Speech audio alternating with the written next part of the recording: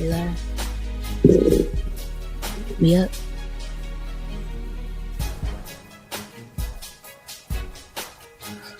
What's up, y'all? We back. Episode 5. Give us grace. Give us, whoop, come on. I'm so excited about this episode. Y'all don't even understand. Sorry, it was a little technical difficulties, but we made it and we are here. And I thank everybody who is rocking with us today, who been rocking with us since episode 1. I'm so excited. I'm gonna just jump right in. I am so happy to have Dr. Mattie. I'm so happy to be here. I'm happy. Miss Girl, hey. My best friend. Best friend. What's happening? I'm so glad to have you, and I was so happy when you accepted the opportunity to come and the invitation, and I just was like trying, you know how you get in your head about stuff like, oh, I want to ask this, I want to ask that, and I'm like, wait, where do I go? Like, I'm just so excited that we get to hold a conversation, because you were somebody that I noticed when, I don't even remember like the first time we met. I just knew we clicked, and I'm like, this my G, like best friend. You was talking real. I was like, no, like, bruh, come on, it's more. And I just been so excited to like see like even you grow, and it's been so cool. And I'm so excited to be able to hear more about your journey and dive into things that I don't even know about, that I don't know if anybody else know about. And then we got to talk about this manifesto. Yeah. This manifesto, y'all, we gonna drop the link to it. But this manifesto, when I opened it, I bought it immediately when I saw you post it, and I was like, I don't even know what this is, but I'm gonna buy it. I'm like, I don't even care. And it was like, I'm a person that when I read, I can't just like read through it like it's a fairy tale, especially if it's something that's like pouring into me. I have to digest it. I've been digesting this manifesto since the first day you put it out to probably this morning, because I'm like, wait a minute. I understood a lot of that, and it was like you were in my life, and I was like, Miss Girl, calm down. Like, how you know this? But once again, thank you for accepting the invitation. Just who is Dr. Mattie? The leader, the extraordinaire. I know you got like 17 job titles and 26 jobs and CEO positions. Tell us who you are. Well, first, before I go into who I am and what I do, I just want to say thank you for the opportunity. I think we met probably about 4 to 5 years ago. I don't even know. I can't. And I remember you specifically because I was like, she is purity honesty. And I love people that are completely themselves, because it's hard to just be yourself. Mm-hmm. Right. And so I just want to say thank you and let you know how proud of you I am, because I remember when we did end up talking one particular time, you asked me to mentor you. And even in talking to you, I knew you had everything that you needed on the inside of you. Wow. So just to even be here in this moment, in this time, and we used to joke on Facebook all the time, like best friend. We ain't never talked, didn't know each other a day in our life, but we knew Kindred. We automatically knew that we were two of a kind. Yeah.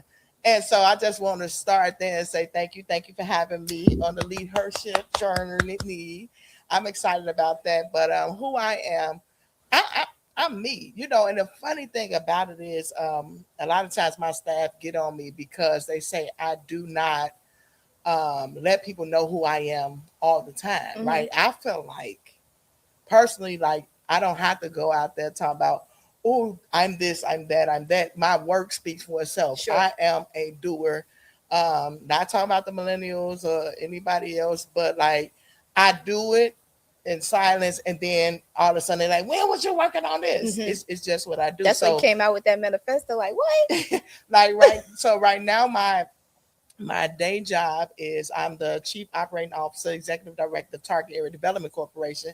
That's a social justice organization, a non for profit on the south side of Chicago. It is 30 years, Black owned, 30-year organization as of last year. And I am more than honored to be the leader of that organization. Kudos to Apostle Stanford. He is the founder of Target Area Development Corporation. So I have to give him the kudos because he is the one that founded the organization. I took over the organization, I think, about 3 years ago. Yeah, a little bit. Yeah, 3 years ago. And been able to change the organization in various ways. So that's a lot of times they call me the organization turnover lady. I could turn it around because that's what I do. I love to go into a place and say, yeah, that's not right. And so I really, every job I've ever had, I always went in, not trying to change stuff, not trying to be the person to complain or say things. I just knew like it has to be another way. It has to be an easier way than this. And I used to think that it was a problem with me or, words and things that, the church would probably say you judgmental or you this. But no, it was just I was the type of person that can bring about change and order and structure. Right. I didn't know what that language was in the beginning, and so now I know what that language is and I'm able to go in and turn things around. It don't matter where I'm going in to change. I like that. I feel like I resonate with that as well because I'm probably already touching on the manifesto, but that was something I resonated with. And I remember I texted you, I was like, bruh, this gonna make me cry already. Because it's like you say, you had a language for why you going in, and it's like I'm that person too. It's like, why are y'all making this so hard? And it's 1, 2, and 3, not 1, 7, 4, 2. Like it's simple. And I'm like, I've always been that type of person, and you get called the know-it-all. Yeah. And you get that bad stigmatism, and it's too loud, too much, too strong, too independent, too this, too that. You rebellion, all of it. Yeah, oh yeah. I grew up as the rebellious one, never trying to be. That's why, even in the manifesto, I think chapter 1 was, I did not choose to be brave. Sure. Right. A lot of people feel like people that are outspoken and as loud, they just want to cause disruption and problems, and that's not the case at all. It's like, if anything, we the ones that want to see things work and flow. Sure. Like we want everybody involved, but we cannot sit back and be silent about what's happening or what's not working.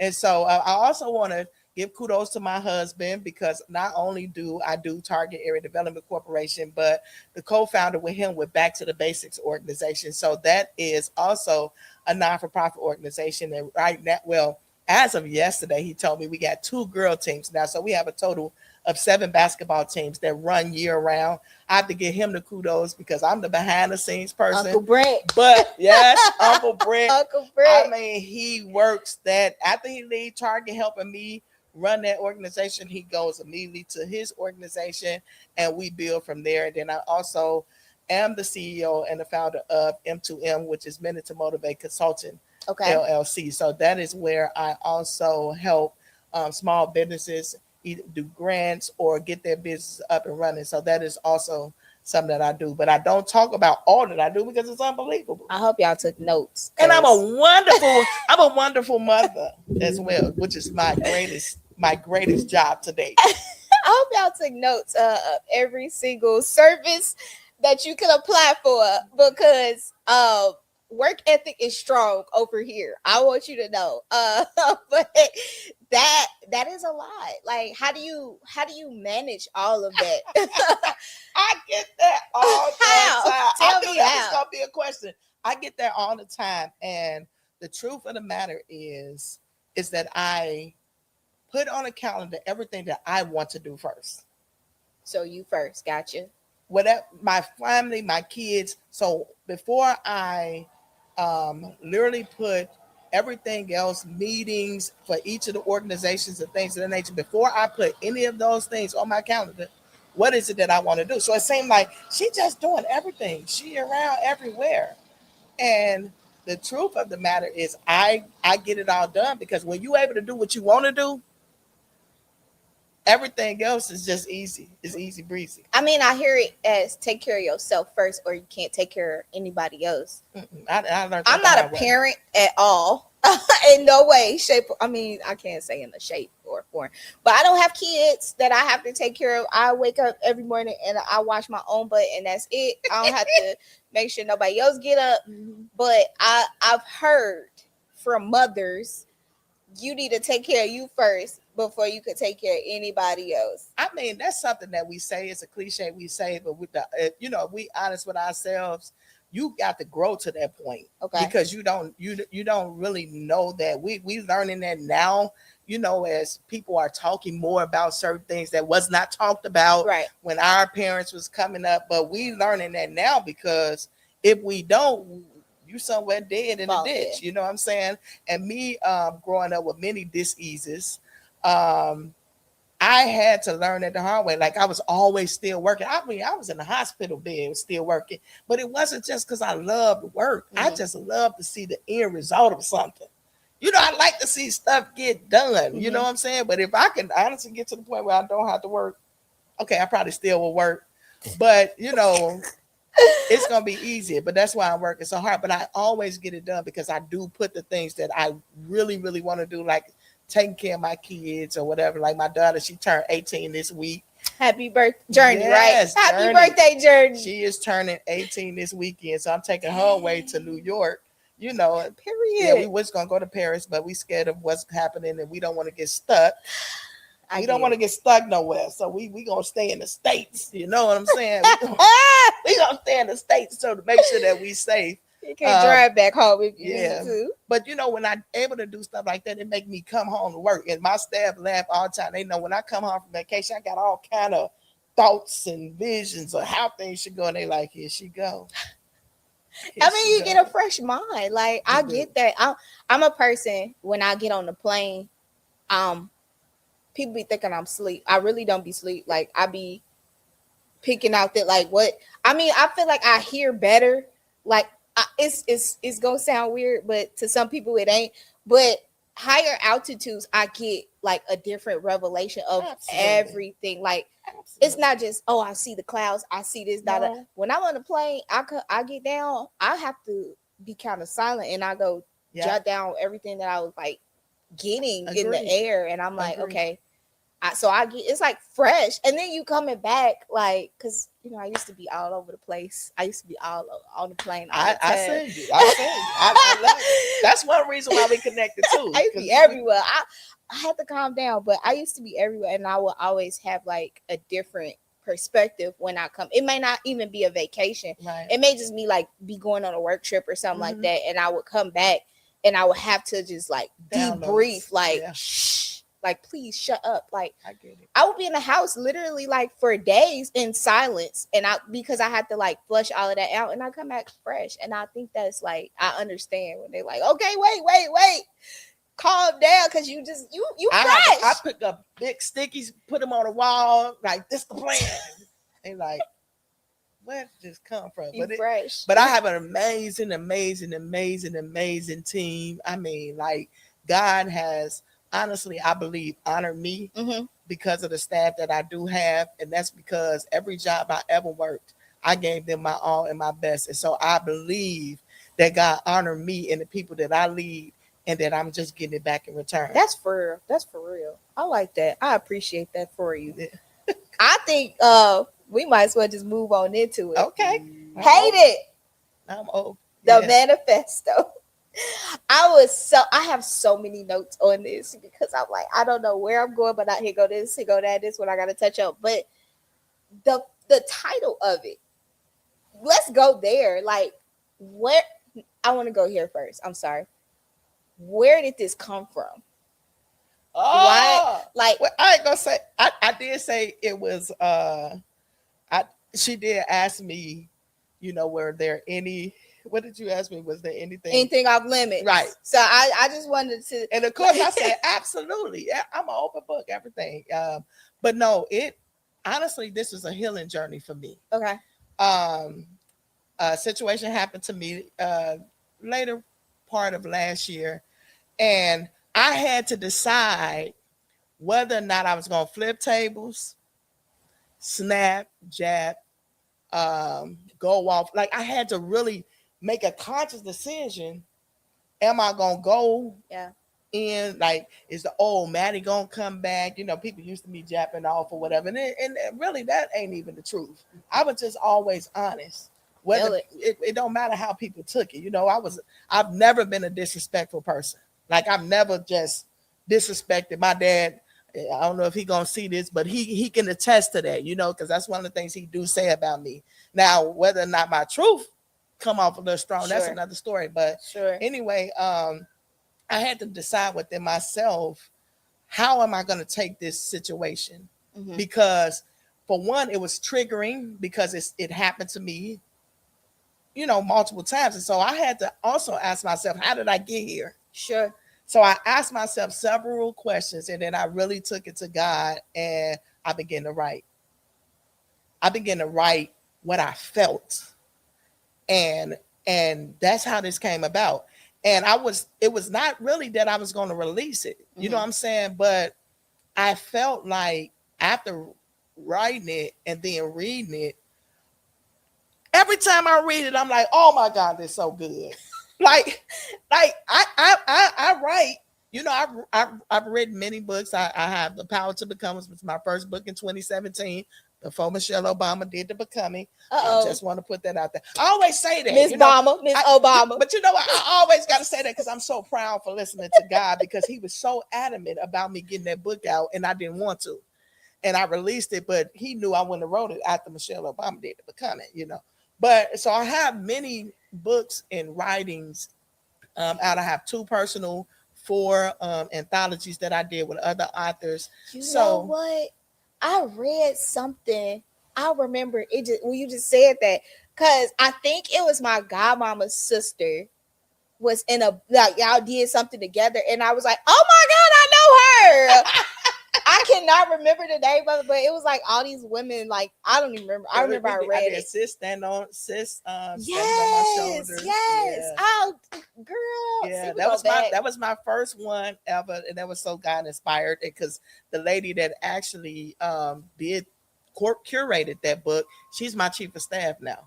Bless her heart. I mean, she amazing. All right. Natasha Jackson, just throwing a shout out if you're listening or watching. Hey, girl. Because she is an amazing person. So we didn't know we would get here or be working together. That's cool. this magnitude. So like I said, I did many writings, but this one, every time, like, it's because it's a quick read. So every time I read it, like, it hits. It just hits. Like, I'm telling you, get it if you ain't got it, and it ain't because I need just $7.99. But I'm telling you, you know, sometimes I am getting to my point of you have to get things out there. But I've got many testimonies, like many. I gotta just put them out there that I think you should. It's a blessing, because it do make you look and view yourself. I think, like, that reminds me of something that you told me in a conversation. Don't be afraid to be you and stand on it and say what needs to be said. And I don't know, look like you took your own advice to me, because you had to put that out. And I'm reading it, H.A.T.E.D, the title, Honoring Authentic Truth Every Day. I was like, wait a minute. And at first I did not want to name it H.A.T.E.D, because you know how people be like, ain't nobody hating on you. What? Yeah. No, seriously, yeah. People are, and whether they want to admit it or not, what I noticed even growing up, people hate the fact that you have no problem being yourself. Yeah. I have no problem being me. Never ever have had a problem being me. But people have a problem with you being you. Yeah. And that's a problem. You know, I remember talking to my son one time. My poor baby Justice, he'll be 25 this year. I got all milestone birthdays this year. Brent was 50, JoJo 16, Journey 18. I mean, I'm broke. Anyway, let me take that back. I'm not broke. Good luck. But I was talking to my son, because my son Justice is probably the most respectful kid that I have. He is very. He is so respectful, right? Yeah. But he held a lot in. I didn't beat him. I did not beat that child. You know, well, a little bit. but not, not to make them fear certain things. And I was like, I'm very open and honest with my family. Like, I'm not the mother, like, oh, it's not like that. I'm like, that's dumb. No, like, so I'm a different type of mother, right?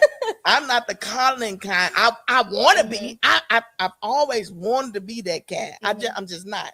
My kids, believe me, they gonna make it in the world because of me, because I'm not selling them a pipe dream. Sure.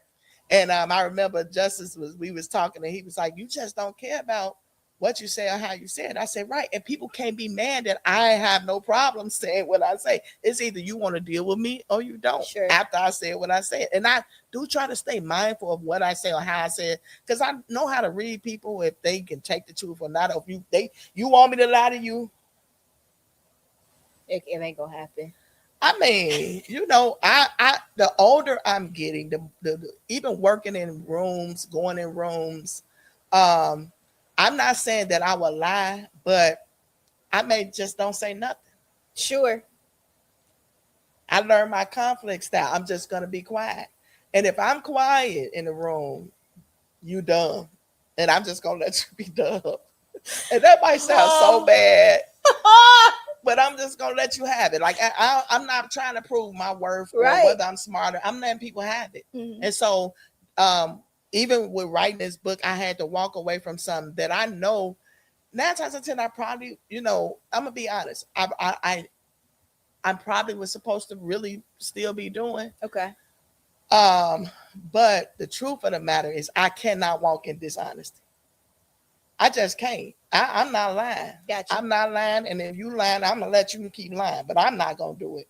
And so I'd rather step away, and then, we'll see what happens from there. But that's how I start just writing away. I mean, like, the first page, like, I'm gonna just open the first page and I'm gonna read the first page, not the preface page. Okay. Chapter 1. I did not choose to be brave. That's the name of the chapter. Okay. Right. And tears was about to come out my eyeballs. They was about to sweat, y'all. You said I wasn't trying to be brave. I wasn't trying to be strong. I wasn't trying to be disruptive. I wasn't trying to stand out. I was just being myself. And that, I learned early, is often enough to make people uncomfortable. I am going to stop there. I feel like I'm at church reading. Okay, we're gonna stop. We gonna put the little pin right there.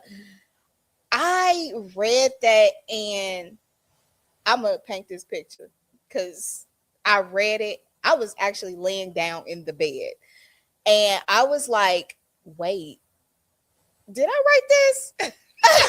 I'm like, because I wasn't asleep or nothing. I was just like, hold on 1 second.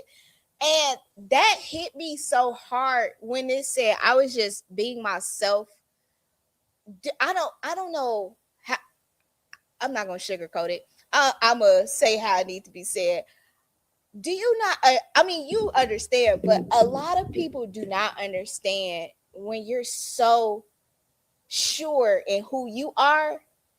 It's intimidating, and it causes issues in other people, and that's when you are giving these negative connotations, like you this, you that, and that hit me so hard in my chest. And I had to text you. I said, "Oh my God, I am about to cry," like, because I got that a lot. I felt that. So, like, I didn't even go nowhere else. I sat with that first page, and I'm like, how do I get past this? Like, so I'm like, I need to keep reading because maybe you're gonna tell me like how you got past it and stuff like that. And I had to, like, just like wow, somebody else went through this. So I was like, oh, this, you didn't even write this yet when we first agreed for you to be coming on here. So I was like, this is perfect, because I'm going through that. And it's not like something that I go through and I've gone through it and that's it. It's something that continuously happens because people, I know who I am first as a woman, and second as a woman of God. Like, I know God is my father. I know, like, so I can walk in that. But then people was like, no, you coming in here, you need to shut your mouth. Shut what mouth? Y'all jacking up stuff. and you doing things left and not right, but you want me to shut up, okay, I'm gonna just have to find somewhere else to go. So I understand that whole disruption thing, and it's not a fun thing. And you know, sometimes we do need to shut up, right? Okay. I'm just gonna be honest. Sometimes, but it was a process that I had to learn. And the thing is that I know when I need to shut up, and I know when I need to speak. And that's the thing. Like, people want you just to shut up because you can't answer my question. Right. So you got to determine why I'm shutting up. I'm shutting up because you can't really answer the question, Right. or I'm shutting up because I'm being disruptive. And like I said, I've always been a very respectful child, adult. I still say yes, sir. My kids, y'all got my kids watching this, y'all got to do better. Yes, sir, yes, ma'am. To everybody, That's me too, I guess. But yes, sir, I still do that. I did not. To my elders. That's how I was raised, right?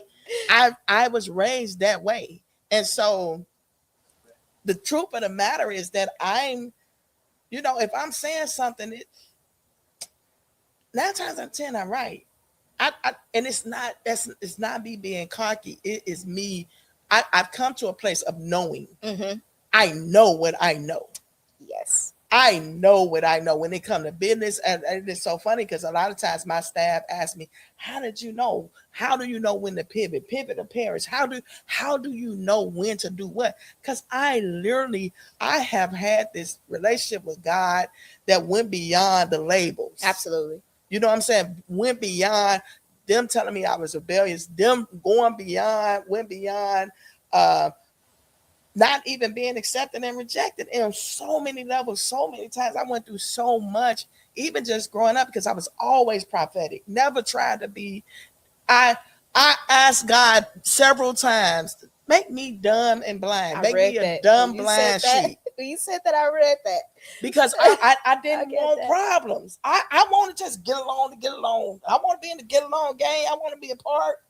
I want to. I would be able to have fun to get away with it. You know what I'm saying? Like I wanted to, but he's always showed me things ahead of time, and so I was always ahead of the game a lot of times. And my spiritual father, God bless his heart, Bishop Hill, he's passed now in 2019, and he used to say, Mattie. He like, you see what you see, but you can't put the cart before the horse. Okay. And so just because we see it does not mean that we always supposed to speak on it. And so you do have to learn when and where. Just because you see it in advance, you got to hold some stuff to yourself and just notate it, and then let it be what it is, and put things in motion before time. Yeah, I put things in motion. Oh, you keep talking. I think I'll be like you when I get your age. I think so too. Because I'll be 50 next year. Well, I got a ways to go. I'll be 50. I'm excited. I got a ways to go, but I just really, but I want you to know, like, this helped and is helping me. And even like being able to talk through this as I was like, when I tell you I'm still processing this, it's like, okay, how do I move from this to this? But I'm at the stage in my process to understand, like, okay, I'm not the only person that had to deal with this. And I just have to say this, like, even in writing it, I wanted to give people language, because some people be in leadership and they really about control, not really leading people the way they need to be leading. And a lot of times people talk about what they want to do in this. And the truth of the matter is, if you got to say who you are, my daddy said 9 times out of 10, you're not that. Yeah. Because you shouldn't have to say I'm the boss or I'm the leader or I'm the this. Mm-hmm. People gonna follow you regardless. Like, I don't try to make people follow me. Matter of fact, I be like, please don't. Please. I don't want to be responsible for nobody. Like, if I can not be responsible for other folks, I would. But I've always had people to follow, and it wasn't because I was so great. Yeah, it was because I was free, and people know free people, and people see I want to be like that. They flock to it. Yeah, I want to be free like that. Yeah. Oh, yes.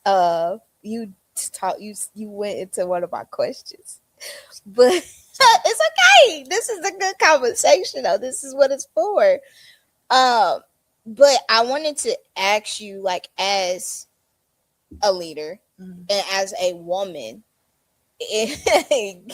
as a woman and dealing with, like, you have to go back and forth and with not just men, but people who think they know more than you. But like you said, I'm trying not to sound so like arrogant, y'all, but like she said earlier, when you know what you know, can't nobody like move that.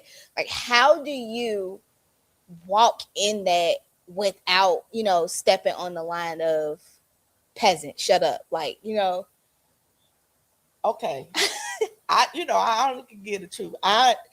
So I think it was just last year. I had a situation whereas when I took over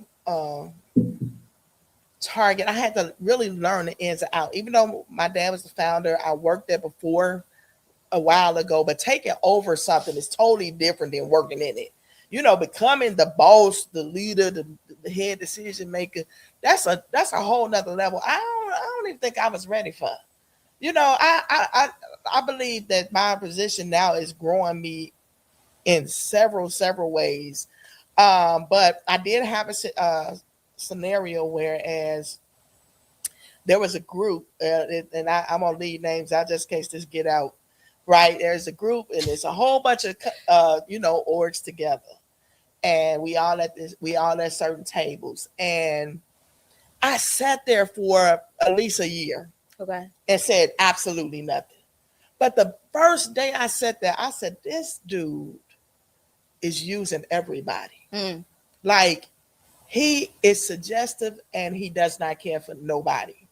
I seen it, but I'm like, I'm gonna shut my mouth. This ain't my business. I just know where we ain't gonna go. Right. Target. Right. We not going this route. And I believe it cost me because the certain individual, he made sure he took a lot of funding from us, or made sure we did not get a lot of funding back. And he used certain things that he would have never did with the man that was over Target before me. He did it because he didn't like the questions that I posed, which made the questions that I posed. I know how to pose questions and not challenge you, but make you reflect on yourself. Right. That's good. So once I started asking questions to make, I ask questions. I don't tell. I ask questions. That made everybody else start asking questions. That's what lit the gas lit. If he could have burned me to a crisp, he probably would have. But now everybody else is starting to ask questions because I asked questions, which put a target on my back. One of the ladies told me, she said, "Oh, Target is the canary in the coal mine." Not know if you sure if you understand that, which they were saying pretty much, we gonna be the test. They gonna use y'all and test everybody else. So the truth of the matter is, I think they took close to about $4 million from us. Yikes. Right? I had to do a lot of layoffs. But the truth of the matter is, and that's why you got to watch when you prophetic too. You have to watch what you say. But I had told my chief of staff, I said, if I got to start Target over with just 10 people, I would. Now this before the money got took. Right? This before the money got took. And we lost about like $4 million in funding. And I really do believe that the man thought that was going to wipe us out and take us out. In my heart of hearts, believe his intention was to make sure he dismantled the organization. However, you cannot touch what's God's. I remember when God specifically told me that I was going to take over Target. I wasn't thinking of, I wanted no parts, of my dad's organization, his church. Like, we was cool. I was cool with him just being my daddy. I didn't want to do nothing, be nothing, right. Nowhere near. Really, I just didn't. I was okay with life, how it was. But God knew he had somebody that was going to speak regardless. And so people probably felt like it cost you $4 million. But since we lost the money, we have done, when we look at our impact reports, we have done so much more Wow. than we have ever done with the small amount of people Wow. and the limited funds. And now we're rebuilding how I know and seen it to be built. And so it's just a blessing. But I could not be quiet. Right. I couldn't be quiet because I seen what was happening. And even though I was able to build off of it, the other orgs was not going to be able to build off what was happening. So if I didn't speak up, then things wouldn't have changed. Who benefits when you be quiet? Exactly. It's like everybody loses when nobody agrees to speak. Well, some people don't think. A lot of people, and this is a lot of times my problem, even with the situation that made me write the book, people don't want to ask questions. Like you sit there, you see stuff, happening, and then that's what I don't get. Like, if you a leader, and I want to make sure I'm saying this to the camera. If you are a leader, you are not in that position because you're better than nobody.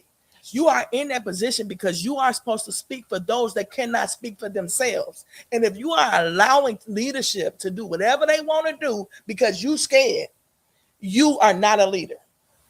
You're not a leader. You know what I'm saying? And I ain't saying you can make somebody do that. No, you can't change people. You can't make them do something with their own stuff. But if you're not speaking out, you're a coward. Not only are you a coward, but you will not be blessed. You're gonna eat. You're not gonna grow from that. Not only are you not gonna grow, from allowing things to be taken advantage, people to be taken advantage of because you don't want to say nothing. Yeah. I just couldn't. And honestly, let me just say this too. It cost me speaking out for people too, because sure does. People like me, everybody in your ear won't tell you all they sad stories about how they was abused, and you go say something, then you like, and you turn around like ain't nobody there. So I get why people stay silent, but we need more people to speak up for the truth. Like, especially if you in the church. Like, what is really going on? Like, you see what's happening. You see the dishonesty, but that ain't my business. Well, why are you there? Why? That's it. Why are you there? If it ain't your business, why are you there? But then I digress. I just feel like we on a campaign trip right there. You said I'm gonna look at the camera because I don't understand it. Like, why are you in a leadership position? Why? If you don't want to. If you're not, and then a lot of people say, "Oh, I'll say something to the leader when we buy stuff." You're lying. You're lying. You lying. You're lying because this is my thing. It ain't about even correcting the leader, but certain things can be addressed. Yes. Out in the open. Yeah. So that everybody can hear, so everybody can understand what's happening. If you cannot answer questions for the majority, something ain't right. Something ain't right with the picture. We got to ask the right questions. I think, like you said, like when people say that, oh, behind the closed doors, I say this and I say that. I honestly can say, like, people wonder why people trust me. And I believe that is a reason, because I will ask you. I'm going to ask you questions. Honest. And I'm going to ask you the hard questions that ain't nobody else ask you. And then I'm going to be okay if you pissed off at me. And then I'm going to come back and I'm going to still ask you. Want to go eat? How are you today? Ain't no beef. We ain't got no beef. I'm okay. And I think, like, I can speak to that like now in different aspects of my life at the same time. People come to me and tell me, can you ask this person this, or can you do this? And I'm like, why don't you do it? Like, if you ask them, I know they know that I'm gonna ask the question. Because they gonna go and tell the person I ain't say that. You're right. Oh yeah, they'll lie real quick. But I've been in like the behind closed doors situations where I have questioned my leaders, and they've come to me and say, you know what, Gabby, like, thank you for asking me that, and thank you for saying that. Because true leaders really they want to grow. Something. Yeah, they don't understand why people saying or not saying, but yeah, they wait. They want the truth. Like, I'm learning, and this is for me myself. I want people to tell me the truth. Gotcha. Don't even be around me if you can't. I sit in my boss's office and I'm like, tell me the truth. Like, I had to sit, like, I didn't even sit in the chair. I said, I'm sitting right here on this ledge. Yeah. What is it? Tell me the truth. And she cut me. And I was like, cool. Like, I'm not, well, F you. Like, you don't know nothing. Yeah. Like, no, tell me what it is that you see from your perspective as somebody that's leading me, so I can become a better leader, so I can lead people differently, and I'm gonna grow from that. I'm not gonna be mad. And I noticed that true leaders eat that way. Yeah. True leaders eat that way. The ones who are not, or I always tell people there's a difference between a manager and a leader. Oh yeah. There's a harsh difference between a manager and a leader. Leaders can be managers, yes, and managers can be leaders, but there is a difference if you don't choose one or the other. And I'm always in the leader mindset because I don't want to just tell people what to do. I'm a person, you need to tell me why I'm doing it and give me the why. Gabby, go fix the window right now. Why am I fixing the window if it's closed? Like, you need to tell me so I understand. Maybe it's something that I don't see, and I want to be that person that it's teaching basically. Well, I think to us as leaders, you have to know who you leading. That's true. And then it will help. So I remember when I took over Target, I interviewed every single staff member personally. I needed to know, if you wasn't working for me, what would you be doing? Okay. Right? And if you, whatever position you in, what position do you want? I like that. Right? Because I don't want to just plug in holes and put you somewhere just to be putting you somewhere. Because I need you to love what you do. Yes. I need you to love your job. I need you to love it, because don't nobody really want to work. The truth of the matter, if we ain't got to work, we probably wouldn't. Oh, no. Right? So we must do what we love to do. Absolutely. And if people do what they love to do, then you won't have, it's less you have to question. Yeah. And then you give them their expertise, because some people would love to do something, but you can't read. Mm-hmm. Ooh. Oh, you can't write. Ooh. The church is the only place that I know that give people titles that and know they not qualified for that. I just never seen it. I mean, shut down right there. I don't get it. I don't understand it. I mean, you got so many people that ain't earned nothing, but you bishop, doctor, because they just fill in a spot. Yeah. Who gave you that, and why they give it to you? And we got to do better than that. You know what I'm saying? And so we got all these new people coming in that's questioning, asking why. You cannot be offended with the why. Can't. I think, like, growing up, and my mom can attest to it, and that's probably why I was always in trouble, because my mom would say, because I told you so. Well, Miss Girl, that don't work right with me. Because I said so. No, that ain't how that's gonna work. You got to. I have never used that on my children. I can't, because they too smart. Bertha. Shout out to Bertha, but it is always because I said so. Okay, Miss Girl. Well, you know that. See, that works. And my parents and their parents' time, you know what I'm saying? Raising my children too has grown me up in so many levels, because I got Gen Z, Alpha. I don't know what they are. You got all right, but I've always allowed my children to ask me the hard questions. If I don't know, I'm telling them. I'm gonna get back to you on that. Mm-hmm. We gonna figure it out together. I was telling my mama this the other day, like, my brain just be doing stuff, and my mom was a single parent, and I was pretty much raised by older women. Like, that's probably why I'm Grandma Gabby. Yes. My great aunts, my mom's godmama, and all that stuff. And I was telling her, I was like, you know what, Mama? I don't think did anybody ever say they didn't want to watch me? Because she was like, no, you weren't bad. You just talk too much. And I was like, I always remember I would be always questioning them. Like, and they never told me, like, shut up or anything or nothing like that. But I feel like that was ingrained in me. Like, you can ask these questions, and they probably was not even telling me the right stuff, but they was probably just telling me stuff so I could shut up. But they welcomed me to keep asking the questions no matter what. My name is Gabby for a reason. That's what everybody say. And I know them. bless their hearts and their little graves. But I know, like at some point, that I had to get on their nerves. But it's always something that's been in me to ask questions, and it's good, but that's because I the truth of the matter is you ask a lot of questions because the truth of the matter is you're a solutionist. that's really absolutely and true. that's how my son JoJo is. Like JoJo gonna ask. He been asking forever. He's the why kid, and it's like, everybody's like, JoJo, why you? And I said, let him ask. Don't stop him for asking questions.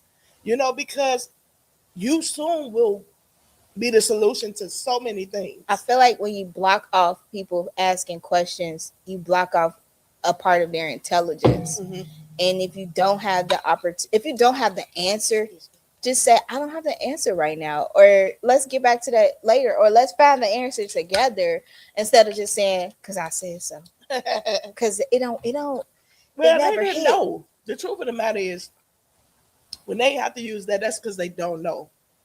And people are afraid to not know things. And that's the truth. And a lot of people are afraid to not know. And the thing is that so much we are never gonna know everything. Period. You gotta understand you ain't gonna understand everything, but it don't mean you shouldn't figure it out and try to find out. Right. I'm with that. Yeah. Okay. My next little thing that I was like, okay, man, this kind of blew me. And we kind of been talking about it. Where you said, I did not choose to be brave. I chose to be honest. Mm-hmm.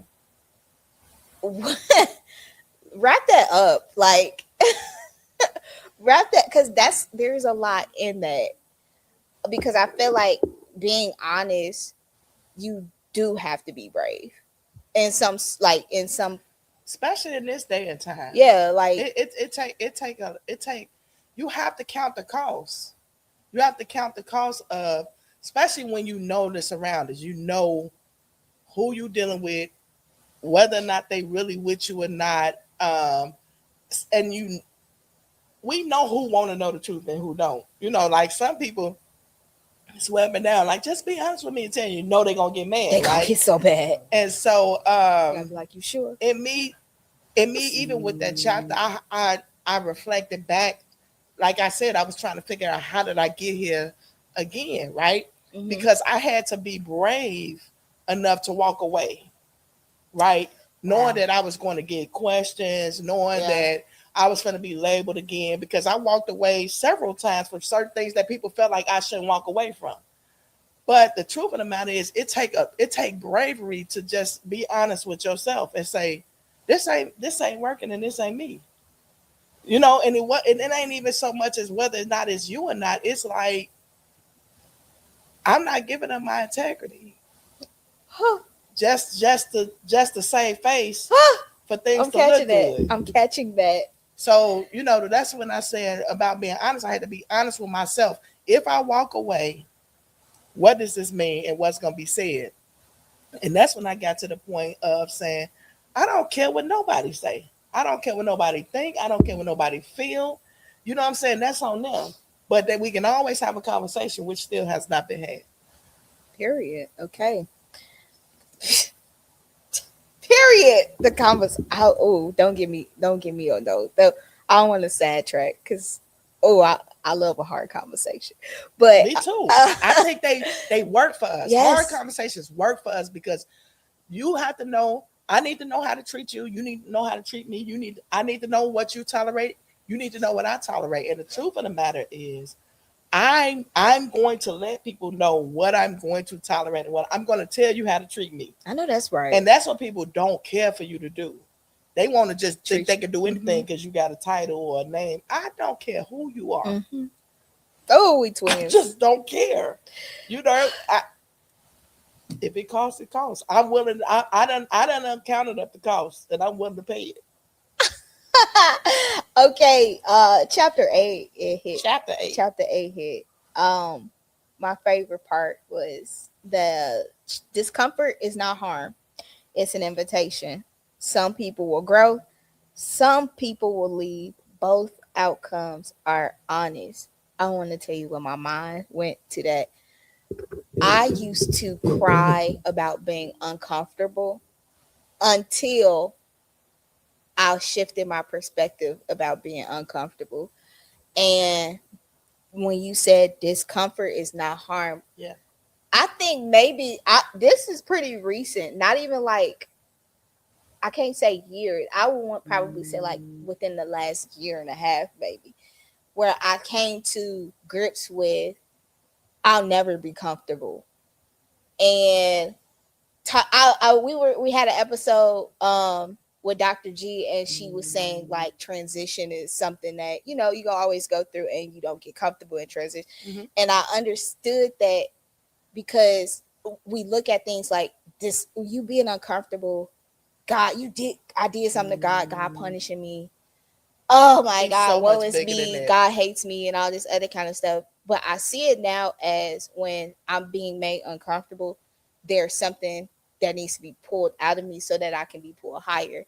So when you said that, I said, all right. And I don't just want to be comfortable. I mean, when we think of comfort as like, it's like, what you say? I like that. Yeah. Yes, production manager. He said comfort is a safe zone, and that is a real thing. It keep us limited.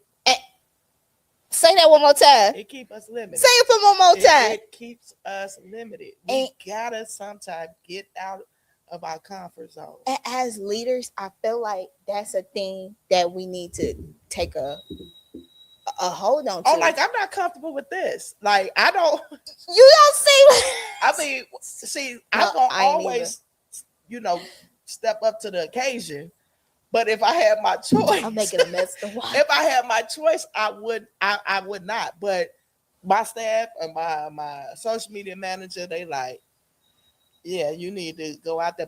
And it's only because, because I'm Dr. MJ. In my head, I felt like, when you're a doctor, you're supposed to sound a certain type of way. Girl, man. Listen, I know. I just tell you what my issues was. You want to know right? a secret?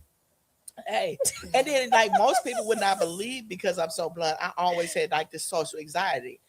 I get it. But when I'm in a room and get there, it's like I'm the life of the party. But then I need 3 days to adjust. I know that's right. Hi, yes. I want to give to everybody in that moment. So, this is not my comfort zone, but it's something that I have to get to. It's something that I have to start doing. It's something that I have to get used to. So I just stepped into my discomfort. Even when you asked me, I was like, I put it on the calendar, but I'm like, here we go. Come on. I have to hype myself up. I mean, I'm remembering that conversation. I think I just called you to check on you, like, and you need to hand me up, gave me a hug, and then we was like, okay, so you coming on to talk, like, because this is the kind of conversation we did. But I'm like, you do, like, you're a wealth of knowledge, and I feel like people don't see it. And then, I mean, like you said, like, I wouldn't have looked at you, Doctor Who. What ain't you a doctor? Like, excuse me. Oh, okay, no, doctor, not just like fake, earned, or not like it's me. Earned. It was not given by a church. Uh-oh. And let me take that back, because some people, some good churches out there that they hand them out. But no, they be having everybody. I worked for this doctor. I cried nights and days. I am a fake doctor. On my Hilton rewards, my name is Dr. Gabrielle. Okay. So when I check in the hotel, I'm doctor. And who gonna check me? See, the thing is, long as you know it, because to me, it just seemed like the ones that it was given to them, the main ones be like, call me doctor. Like, you ain't earned nothing. Like, I don't. That's true. People ain't got to call me doctor. Well, right? Who they you call me to? MJ. I don't care. But I know I earned it. I know that's right. I worked hard. I know that's right. I know you're right about that, because this is a real doctor. But yeah, back to this. We still in chapter 8, the second part of that, when you said, I'm not shrinking, I'm not softening the truth, I'm not negotiating my life. You're free to look away. I said, well, pack the people up, okay?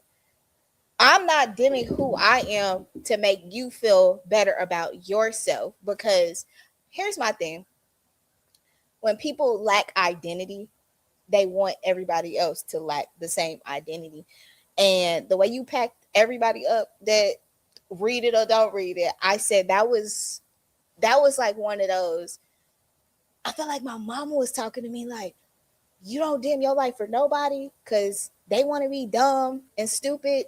You don't have to be dumb and stupid because and because I said my mama just pulled a thought, a memory. I was a kid that I wasn't gifted my whole life. Like, well, they didn't have it in college. And I'm not talking about the other gift. I'm not trying to be mean. I was in like accelerated classes, I'll say it like that. And I would be like talked about and stuff because I get my work done fast and right. So I would try to, like you said, I want to be the dumb sheep. I want to be dumb. I want to be getting in trouble and goofing off. And I did goof off and get in trouble, but I'm in the back of the teacher pulled me to the side instead of sending me to the dean's office. I'm not sending you to the dean's office to get expelled because I know you have a future. These idiots got F's and D's when you got A's and B's, and you want to act like them. And like I used to get oxymoron. I honestly remember I was in high school, and my kids, they laugh at me because I was the president of the the big society, the honor society. Oh, you was for real legit. And I was the class clown all 4 years, like nominated, like the student council. I was the president of the student council. That's what I meant.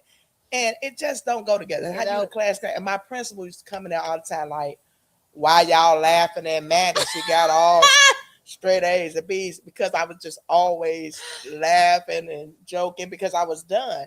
But I said all that to say though is that I always dummy down. Yep. Because I wanted people to feel comfortable. And that was not their fault, right? That was my fault. But I'm saying now today, put your shades on, because the sun gonna blind you. It's gonna blind you. But I had to get to that point. I know I wanted everybody to be a part. I'm the come on, it's enough for all of us. I'm even like that in business. Even in my organization, people get full autonomy. I give them the autonomy to be great, and they can't do the job. And so that's what I mean by that. Like I come to the point in my life, I cannot shrink or dummy down for nobody. It don't matter who it is. I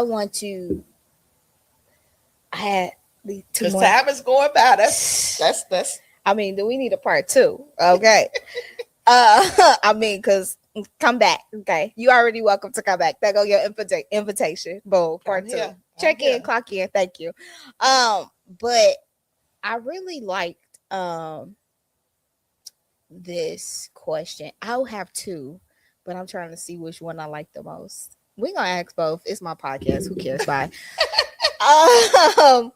What daily practice helps you honor authentic truth every day? So the honored authentic truth every day, that's a discipline. It's a daily discipline. I have to remember every single day, like, is this true? Is this honest? With whatever I'm doing, like, I'm not just saying yes no more. Anybody can't get me to come do anything. At first, I used to just want to be there for everybody.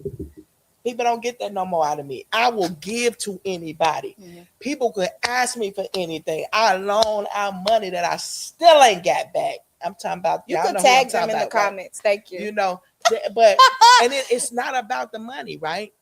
But I've come to the point where this got something to do with you. Okay. And so it's a discipline that I choose that to honor that. Is this true? Is this honest? Like, can you live with the decision that you're making right now? That's good. I like that. That's good. And so even when I'm giving out money or whatever I'm giving out, if I don't get a return, am I okay with that? But that's not even biblical. Talk. There has to be a return on whatever it is. Talk. And so if there is no return, is this honest and is this true to who I'm supposed to be? So that's why I'm at with that. I like that. That's wrapped. And then you said something, and I want to lead it into this question because that's like you said something earlier about compromising your integrity. Mhm. And that's literally been my prayer. God, do not let me compromise who I am as a person and who I am in you, like for nothing. Like for nothing. How do you like keep that as the forefront without betraying anybody, without betraying yourself as a leader? Well, I'm not betraying myself.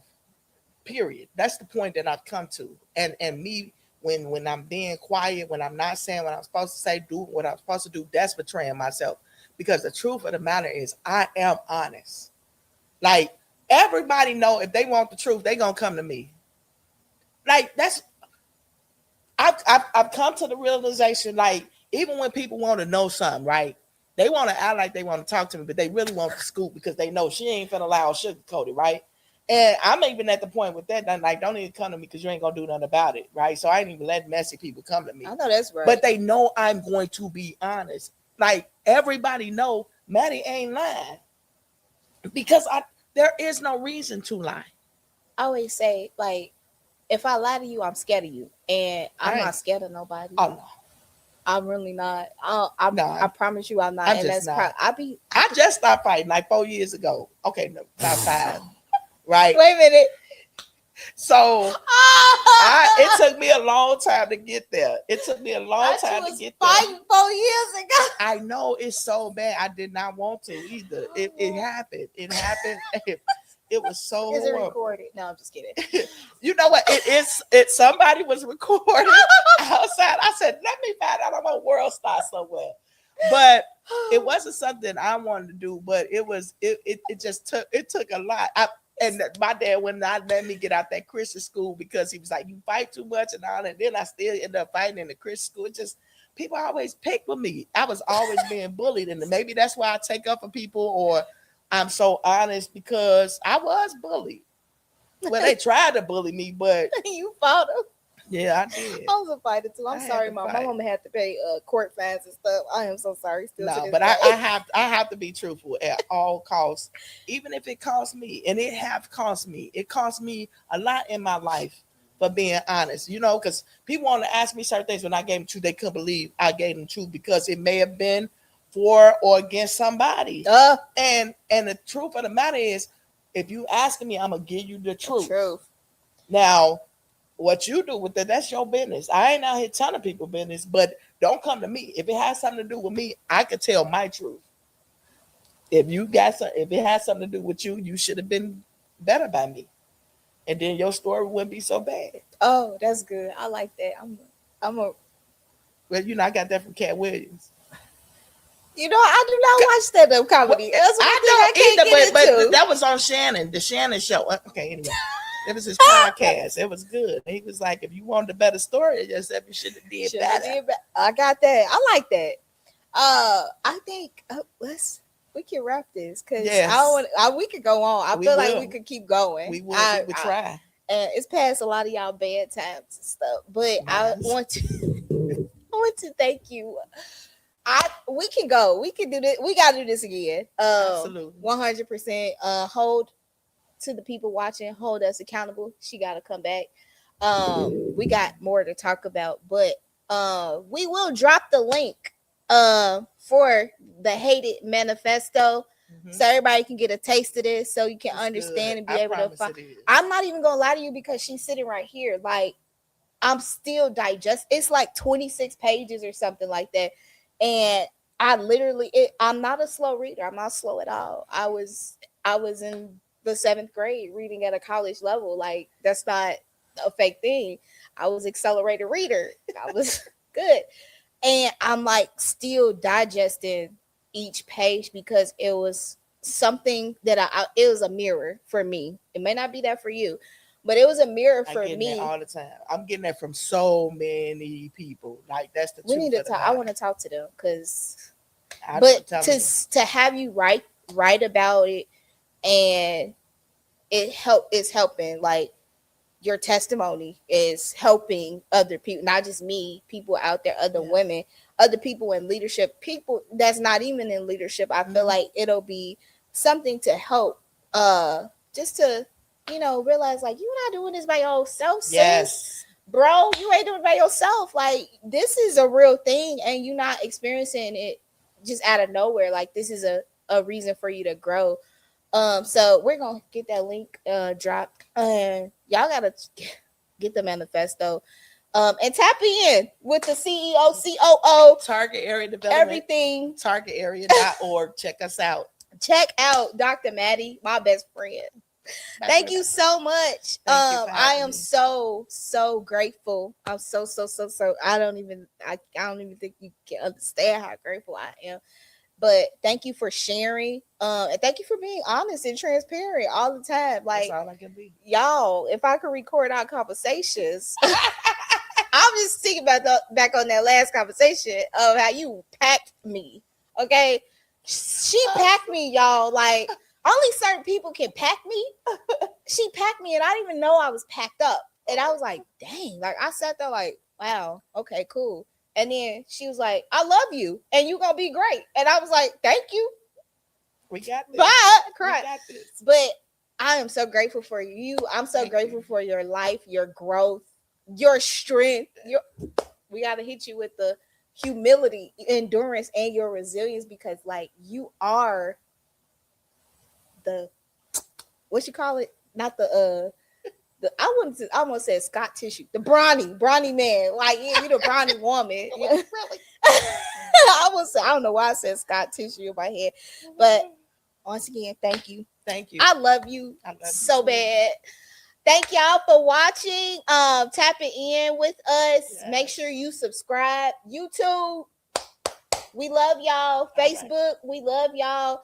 And y'all thank my production manager. You can't see him, but shout out to George because he's back here working hard, and he is my pressure as well.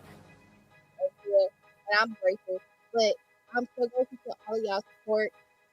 And we'll be back next month with another episode of